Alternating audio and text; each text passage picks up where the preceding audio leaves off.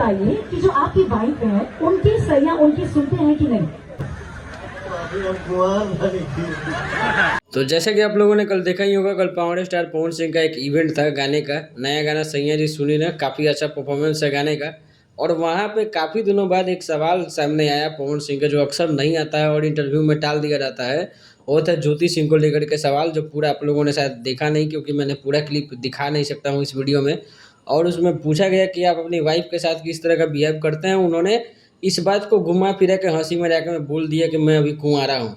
और ये पहली बार नहीं है, इसके पहले भी शुभांकर मिश्रा के जब इंटरव्यू में गए थे पवन सिंह, वहाँ पे जब पूरा पर्सनल पर्सनल चीज़ों की जानकारी ली जा रही थी, शादी वादी बच्चा तक का जानकारी ले लिया गया, लेकिन ज्योति सिंह से रिलेटेड एक सवाल भी नहीं पूछा गया।